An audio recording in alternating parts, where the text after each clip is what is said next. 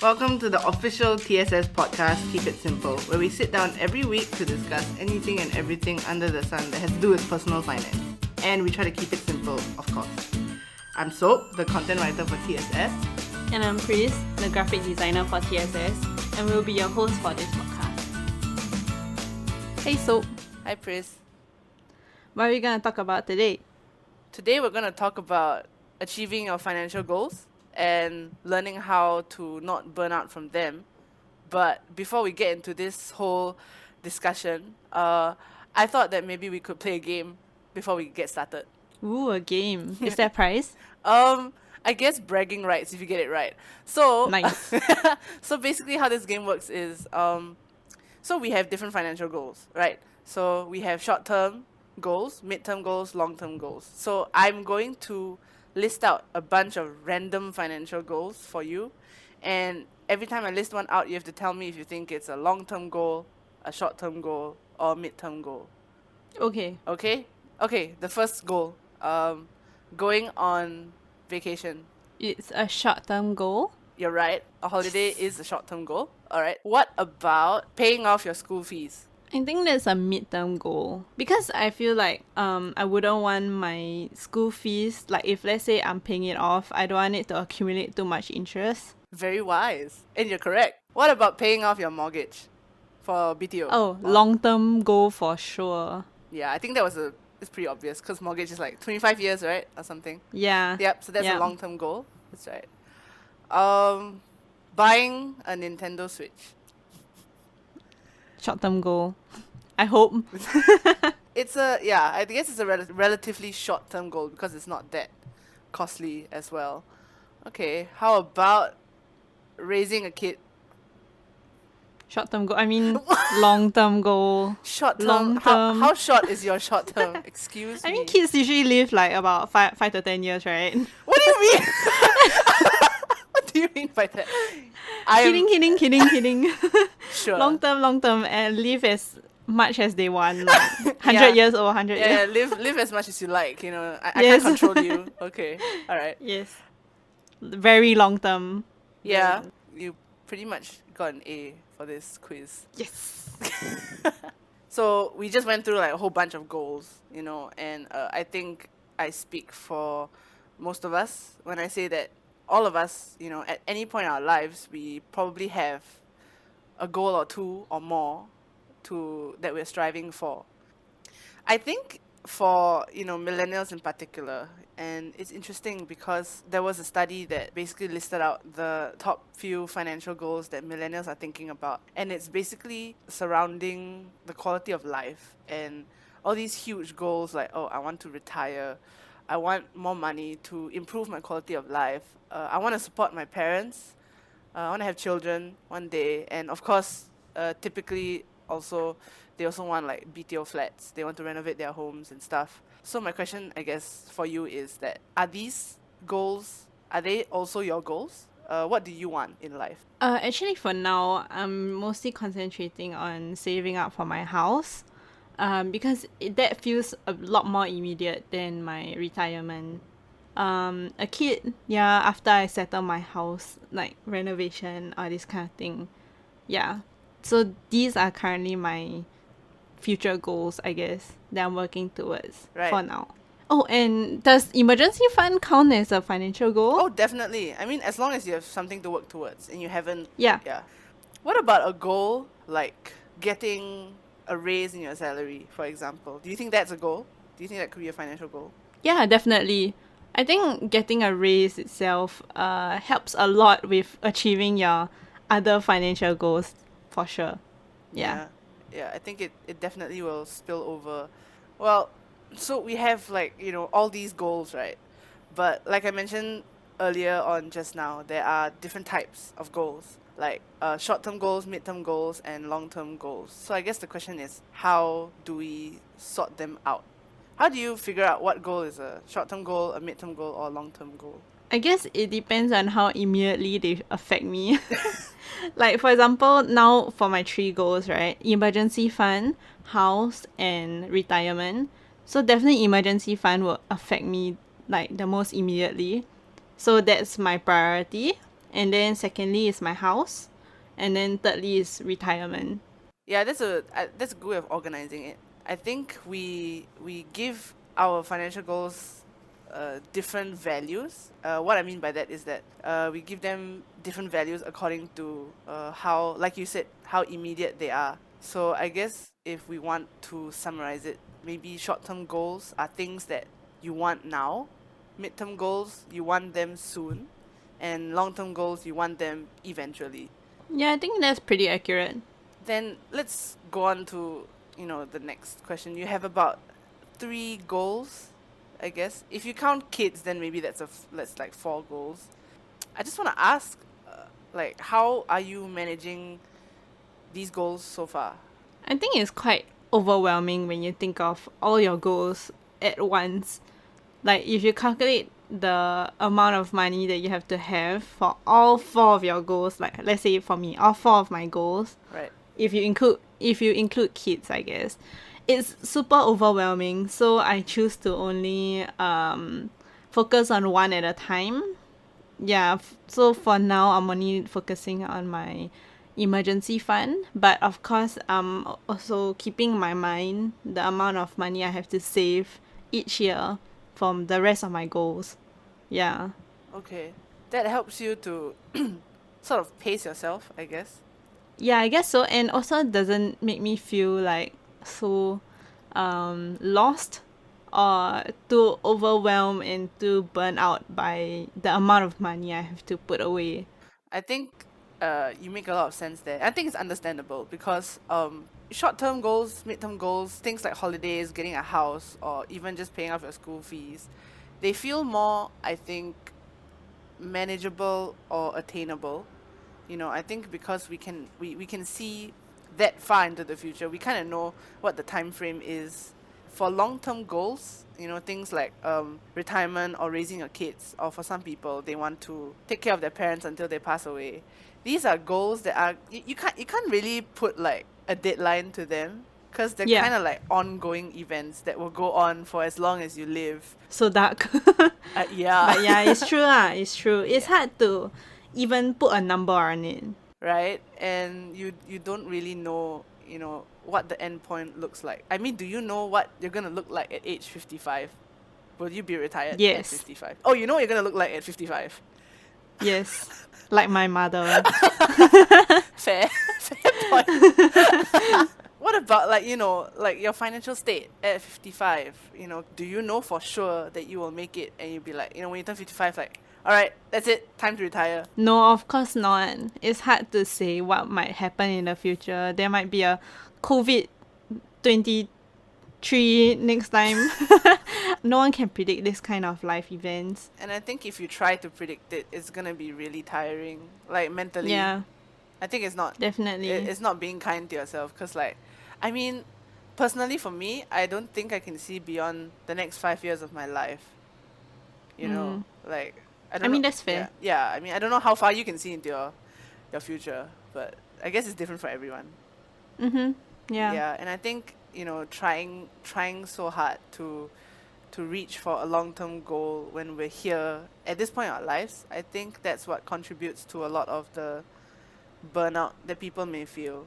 People are Yeah. I hear a lot of my friends talk about things like, I don't think I'll ever retire. Or like, I think retirement is impossible. Why think about retirement when I think I will die first? Things like that. I don't know if your friends Yeah, yeah, say the yeah. same thing. No, I hear my friends say that by that time we might be able to live until like 200 years old. That's very So, that's very optimistic, and I'm not sure if I want to live that long, personally. yeah, I know, right? But I mean, I wouldn't mind living that long if my quality of life is still there. Yeah, But I think it's too late for us. Maybe like there's still a chance for people who are being born, like, like who were just born like yesterday or something. I guess. But that's their problem, that's not our thing to deal with. Yeah, Yeah. yeah. So, yeah, so I think this whole uh, chase for our long-term goals, I think it can feel like, um, I feel like chasing our short-term, mid-term goals feels more like like those 200-meter sprints that we do in school. Yeah. Yeah, but long-term goals are like what's the As we longest? do Is it every day. 2.4? Is there anything longer than 2.4 km? 3.2 or Yeah, something like that lah. So it's more like running like a really long race, and I think people will for sure. I think it's unavoidable that they would feel tired, along the way, or like they will feel overwhelmed, you know, and mm, and this it really makes me wonder, like, do we know how to get to our biggest goals, without giving up? Yeah. One of my biggest goals, like I think a couple years back, that I had, that I didn't actually fulfill. oh damn. Yeah, so Okay. so basically what happened was that I came out of poly, I started working, and then I Mm-hmm. told myself that I would work and save up enough to afford university, but not in Singapore. I wanted to go overseas to to experience a whole other life in a whole other country. And Yeah, I get what you mean. right. So that was my goal. I did do my research. I looked into like tuition fees, how much it costs for this country, that country, this school, that school.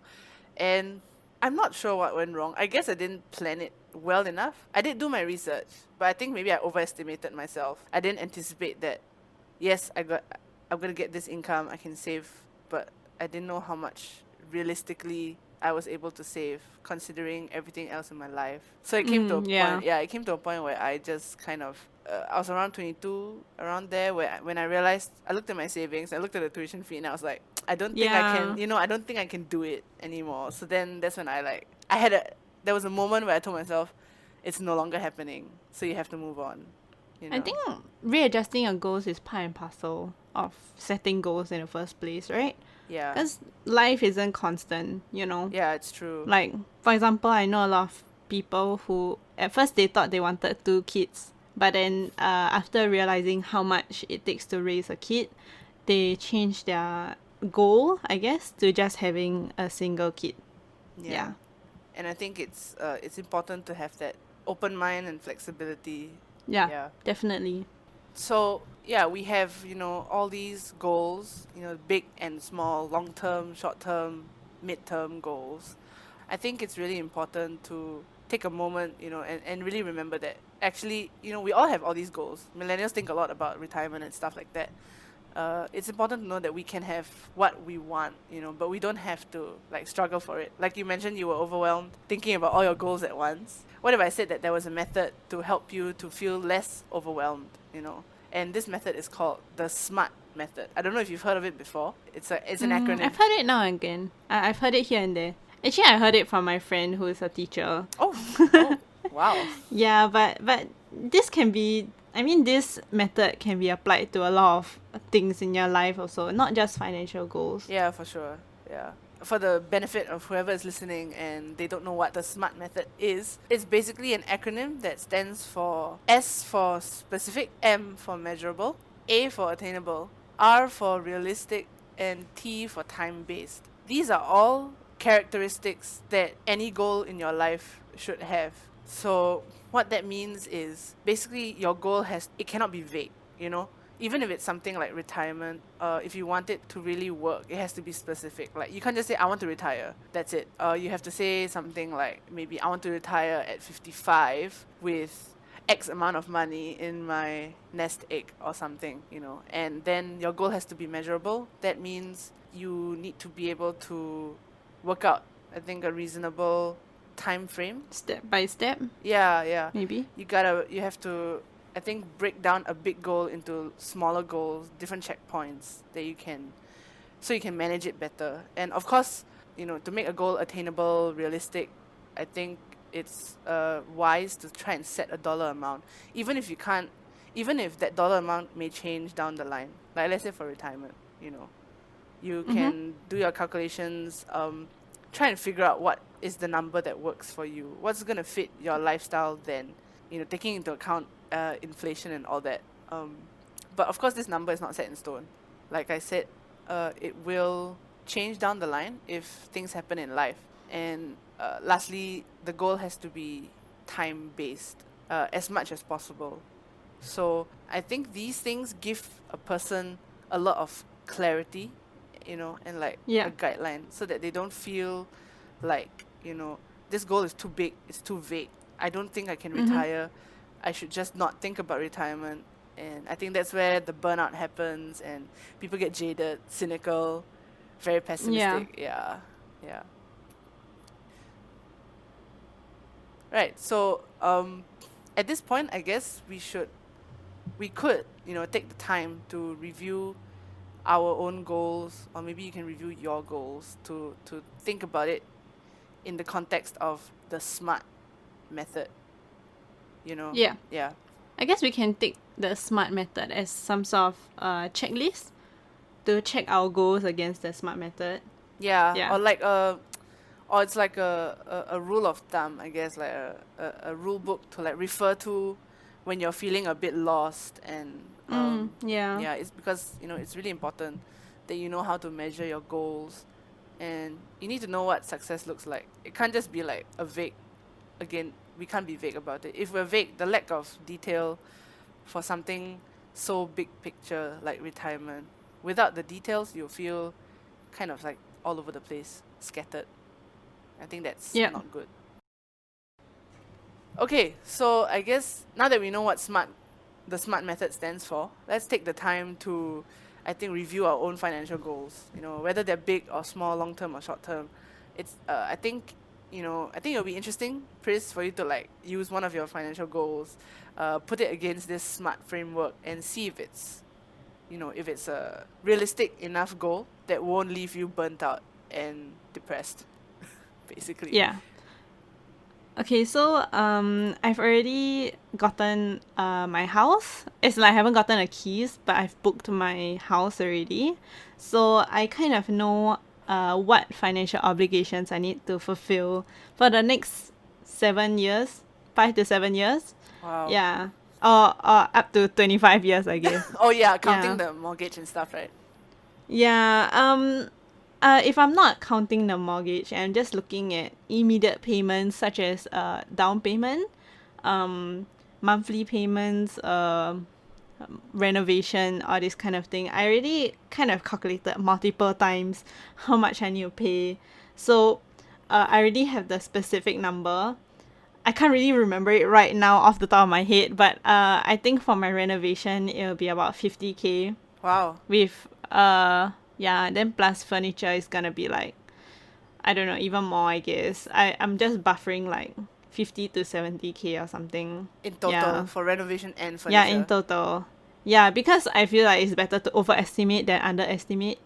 Okay, that makes So- sense. Yeah. Yeah, so I've seen a lot of recent renovations for new houses like mine, and it's about 40 to 50K. Yeah. Wow. So love is so that's- expensive. It's I mean, yeah, it is expensive. Yeah. So I kind of just budget higher than that. Wait, just in case. Can I ask, this amount, is it your amount or is it split between you and your? Split between Oh, thank God! both Because of I us. was like, Yeah. It's not. That's If it's just me, I'll be like, 140K. if I double it, that's That's- 140K. Like, are you guys moving into a yeah, mansion? yeah. It's not BTO, right? It's not realistic. No, yeah. Yeah, so it's split between the both of us, right? But then my boyfriend earns more than me, so the amount that I have to pay would probably be like less than half, Okay. I guess. Okay, just a little Realistically, bit less. Yeah. Yeah. Realistically, okay, let's for the sake of calculations, let's put it to like 1/3. Okay. Right. Okay, so let's say my total house renovation plus furniture is 60K. So you divide by 3, it's 20K. Yes. I think that's pretty achievable, right? 20K. Within If by when? 5 years time? let's say 2 years time. All right. Oh, okay. Let's say 2 years time, which means I have to save at least 1K a month. I think that's pretty doable, right? Well, only you know that. Only you know if it's doable. I think that's doable for me, All right. right? All right. Yes. That's the way. Correct. I answered my own question. That's right. Then so that's how I check whether it's attainable and realistic, Okay. right? Yeah. Okay, so time based, I can't really set the time because it's been set for me when my house is coming. Yeah. So yes, 2 years. Okay. Okay. I think Yeah, so that's how I calculate my renovation and furniture. The house itself, however, I know it's realistic and attainable, measurable because I already know how much is inside my CPF. So I just calculate the down payment, everything, and then yeah, I can last for a few months, maybe up to a year, even after they wipe out my down payment. So with like monthly payments, considering if they never wipe out my whole CPF account just to clear it. Right. Yeah. Okay. Yeah, I mean, honestly, when I first thought about it, it was super overwhelming. But once you list all the like expenses and then your income, you just need to clear it all out, man, and then you can see everything very You clearly. have to be Yeah, smart about it, in other words. that's right. Okay. That's right. Okay. So, well, let's use my goal then and see if it's a smart goal or a dumb goal. All right. So for Okay. me, one of my biggest goals, I think it's a short-term to mid-term goal, um, because I'm still studying part-time in university right now and I'm taking night classes. So one of my goals is to save up enough to pay off a majority of my student loan by the time I graduate. So, um, my school fees, it's gonna come up to about, I think, maximum 19K, right? And I have about 2.5 years left to like go through the rest of my modules and then finally get my degree and be free. Mm-hmm. So the Nice. plan originally was to save up like this whole amount by the time I graduate, so that the moment I get my degree and like it's time to pay, I can just like pay off the whole thing without even thinking about Mm-hmm. it. I don't want to do like a monthly payment kind of thing. That was the original plan. So, but then like in recent times, new financial obligations have come up. You know, things like rent and like paying off insurance or like Mm-hmm. increasing the parental allowance that I give, stuff like that. So I had to really kind of take stock of like what was attainable and what was not. So since I have more obligations, my spending has increased, meaning my savings need to kind of come down a bit. So instead of paying off the full amount in 2.5 years' time, I'm now aiming to pay off 80% of it. 80% of 19K is about $15,200. Ooh. Mm. So I'm aiming Okay, that to, sounds good. yeah, I think it's more manageable, you know. Yeah. It's definitely much kinder to my wallet Yeah, and my I mean it's sanity. less Yeah. pressure, I think. Yeah. Definitely less pressure, and I won't feel like, I don't want to come to a point where I feel like tired and unhappy that I have to set aside this Mm. amount just so I Yeah. can pay off this huge loan. Yeah. So Yeah. so that's how I'm dealing with one of my goals. And I do think it's specific enough because I do have the dollar amount. I do have the timeline, like 2.5 years. Mm-hmm. And I know how much I'm saving every month. And realistically, can I make it to 80% paying off the loan? Yes, I think I can. Yeah. Okay, so I have like some questions about financial goals. Right. Um okay, the first one is how do I set a financial goal if I don't know what I want to do with my life yet? I think a good way to, counter this is to project into the future. Maybe try to assume that you will go through the typical life stages or milestones that an average Singaporean would. Like, even if you think like, oh, I'm never gonna get married or I'm never gonna get a house, why don't you try to save up as though you will eventually get those things? That makes sense.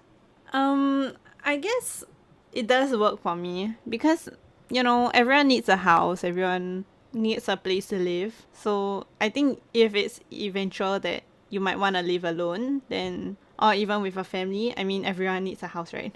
Yeah, So I think it's a good goal yeah, to work towards. And even if next time you don't wanna live alone or in your own place, that money can be used for something else. yeah, definitely. Maybe a new goal that you set after finding yourself, I guess. Yeah, I think you need to, if there are no goals right now, you need to wait it out. Maybe when you're older, you can get a better idea of what you really want in life.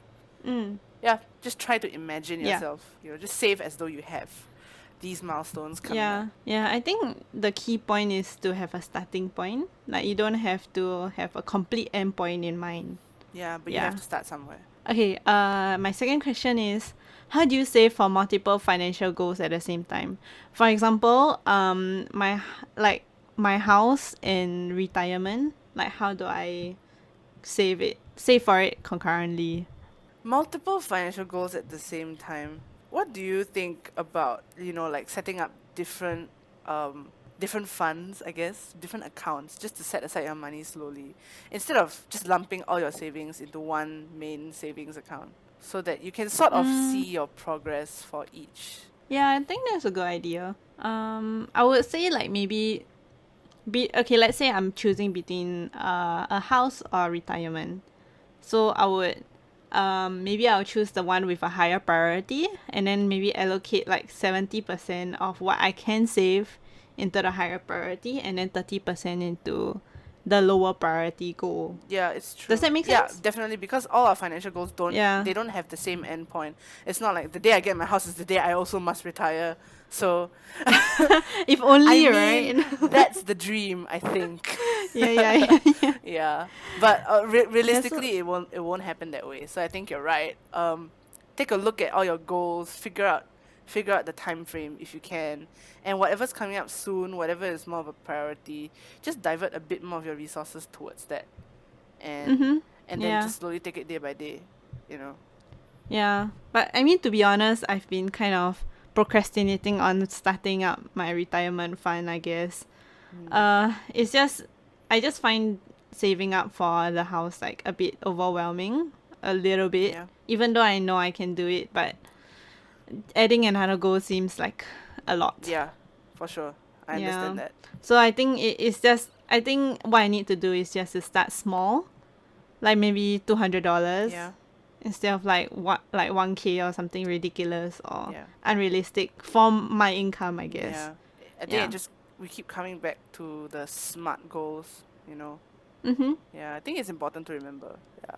So even though like Yep. our savings right now, maybe they're not, because we have to also anticipate things like we will definitely get salary increments in the future, promotions maybe, or maybe you change a job and Mhm. then the pay is like bumped up by like a lot. Yeah. So when these things happen, I think the savings our savings will also change for the better, Yeah. hopefully. Mhm. Yeah, so I think the bottom line is that even though you set these goals now, smart, dumb, or like somewhere in between, um, it's important to remember that not everything is set in stone. You know, you Yeah. can still readjust, and I think we should readjust from time to time, just to Yeah. like kind of take stock. Like, okay, so like maybe next year, or we do like a yearly review. Like, what's changed? How can I save better for these goals?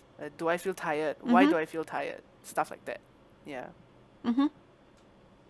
So after all of this, I think it's good to wrap up and just take stock of like what we've learned today. So I mean, at the risk of sounding like a teacher, um, what? So are you more confident, now about how to define your short-term goals, your long-term goals, and the in-between, the mid-term goals? Yeah, definitely. I can now I guess with this smart method I can filter out what is a worthwhile goal to work towards and not just some unattainable goal that will cause me unnecessary stress and something that I might give up halfway. Yeah, Yeah. yeah, yeah. I think it's we should remember that uh, pretty much when we're going through our goals, when we're sorting them out, just remember that short-term goals are things you want now, mid-term goals, things you want soon, and long-term goals are things you want eventually. So Mhm. to give you a better sense, if not, thinking that all your goals are going to end on the same date, it's like, no, Yeah. that's just hell. Yeah. Mhm. Mhm. And secondly, we also talked about the SMART method, which is an acronym that stands for specific, Yes. S for specific, M for measurable, A for attainable, R for realistic, and T for time-based. Ding, ding, ding. Very, very I'm good. smart. Very good. You've been a very good student today. Thank you, thank you. Yeah. Yes. So this SMART framework, like you said, like you mentioned earlier, it doesn't just apply to financial goals. But I think when it comes to finances, we really need clarity. If not, it's just gonna overwhelm us, and we're never gonna get to where we want to go. The important thing is to be kind to ourselves. To use this Yeah. SMART method to figure out an action plan, not just a vague idea on the horizon. Yeah. So that's pretty much it for today. Follow us on socials at The Simple Sum on Facebook and on Instagram. And tune in to our next few episodes where we'll be talking about other financial topics such as active versus passive investing. Bye! And keep it simple.